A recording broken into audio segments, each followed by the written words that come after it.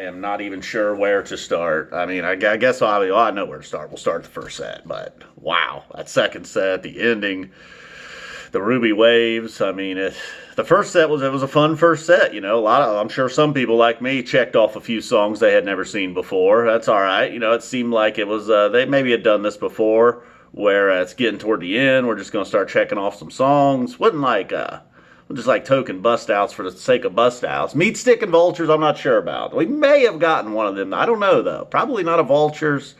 Maybe one Meatstick this year. If that's the case, Pebbles and Marbles broke the streak again. Landlady and Olivia's Pool opening up the night. Okay. Dance lessons. Trey said something about some dance lessons. In the pavilion, I can never understand what the hell he's saying, really, when he talks into the mic. Luckily, I was not in the pavilion for the second set, hearing him clearly out there. The lawn, you know. Thumbs up to the lawn crew putting the speakers out there. It sounded fantastic. But we'll get back. Okay, so after the Olivia's Pool, we get the man who stepped into yesterday, Avenu, Malkenu. I believe the only other time I got that was at Alpine.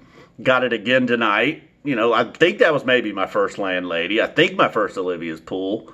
I haven't been to a ton of shows. 4 Buffalo Bills, though. For a guy that hasn't been to many shows, 4 Buffalo Bills now. Not complaining at all. Take Buffalo Bill every show.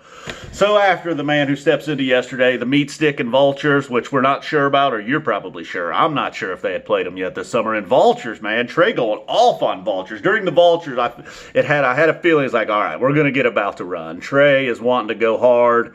The Vultures jam did it. Spocks Brain, much better in person. You know, I was never a big Spocks Brain fan. Like, why do people care about Spocks Brain? It was pretty cool to hear that one live. Then Pebbles and Marbles breaking the streak, perhaps. It was already a streak buster earlier this year with the 1.0 set. Tonight, it's possibly busting up the debuts. I don't even know if that's true, though. Then Glide, we get back. I think that's our first Glide of the summer. And then that About to Run comes. You know, Vultures was heavy. About to Run, just naturally heavy. No, they did not lighten it up tonight. Going hard again. And following that up with Strange Design.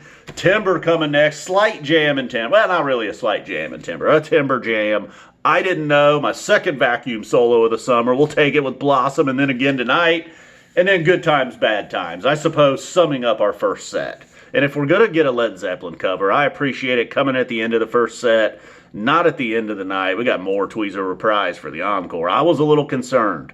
Trey kept asking people if they were worried, and I nodded my head, yes, I am worried you're going to play Boogie On Tweez Reprise, and I am not going to be able to walk the encore. Although after that second set, it doesn't even, maybe Fluffhead would have kept me there. Boogie On Reggae Woman, everything. And I assure you, I still had probably the time of my life, along with all the other people. Although I did see one person, they were bolting for the exits, you know, maybe somewhere after Buffalo Bill. They heard the first notes to YEM, quick U-turn, back to the lawn. To Mercury opens up the second set. Not a whole lot of jamming in the Mercury. Get a pretty good Mercury going, and then the jam. Wow. Pretty much the only song that really jammed out the night was Ruby Waves, and my God, did it jam. You know, it just seemed like it was going to be just a nice standard Phish jam. Like, I like Ruby Waves. Almost felt like it was drifting into light territory, but we just got light the other night. Then they just completely turned the jam on its head, going back to the heavy, hard stuff and going on. Went hard and heavy for a while. This is where I went over and started dry humping the tree during the heavy part of the jam. They still were not done. You could see bladders ready to explode. People just wanted to go to the bathroom. The jam continues on, almost a third style, similar to Birds of a Feather. Not sounding similar to Birds of a Feather, but where they just jam, and then they jam again, and then they jam some more. The heavy part, the middle of that jam. Wow.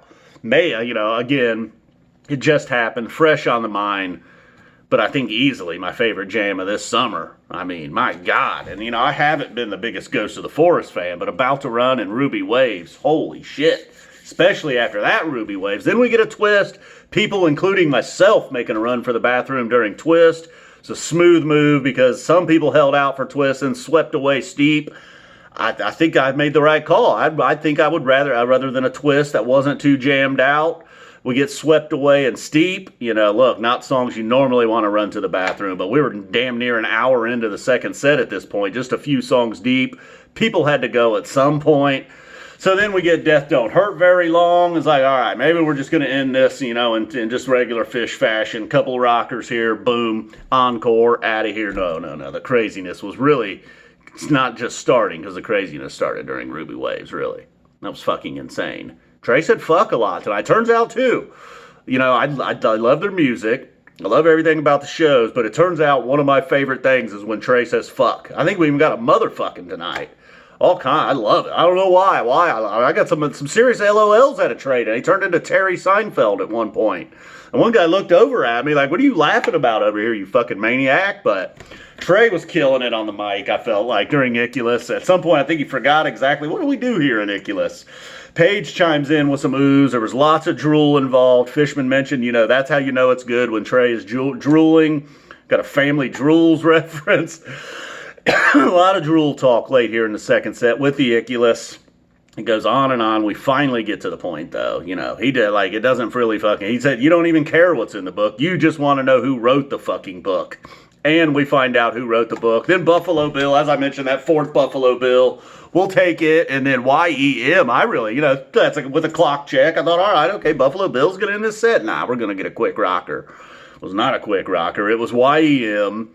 Then with the Catapult lyrics in YEM as they get into the jam with that. A lot of glow sticks tonight. I'm all right. It fit, though. The Ruby Waves, the glow sticks were perfect. YEM, it worked. We get the Catapult lyrics, you know, and that's where the wedding reference came in. I don't know what was going on with that. Trey met some people at a hotel. If they heard Contact, dude was going to propose. They played Contact. We go back into YEM. I think we got a Here Comes the Bride tease. Just total chaos at this point. Got into the vocal jam. And then, of course, look, at that point, like I said, it didn't fucking matter. I had the time of my life. It didn't matter if there was a song or two to go. I was out of there listening to the vocal jam on the way to the car. Fortunately, I was out, luckily for me, I was out of ear range by the time they got back on stage for the more Tweezer Reprise. Would have been slightly disappointed if I had found out it was Boogie Tweezer Reprise, but it's not like it took away from this night. One dude called me out, or he called, yeah, I don't know, whatever, he called me out. You know, he went back to the Hampton YEM thing. I was like, yeah, I know, I made a mistake, but whatever. 9 out of the last 10 shows that I bailed on early, I was totally happy I bailed on early, and even that night I still had a great time. But he was right, I missed a YEM. And then, I don't know, I met all kinds of people tonight. A lot of people coming up and saying hi. I met the Knicks. Bengals fan, one of the Knicks was. One of the Knicks, I don't know, wasn't too chatty. The other Nick, we talked. Then got heard from a GD50 bro. I was like, oh, wow, this guy's been watching for a while. I think that's when he discovered me. A self-proclaimed Milwaukee chomper, this guy. I don't know, there was some reference to the GD50 video. I got to go back and watch those, I guess. Then I met a nice crew as I was headed down to my seat for the first set at the top of the steps there, over there on the east side of the lawn. Page side, I guess we should call it. Not the east side, it's the Page side. So a crew of people stops me up there. Got Shellick, I believe is her name on Twitter, at Twitter. Hope I'm pronouncing that right.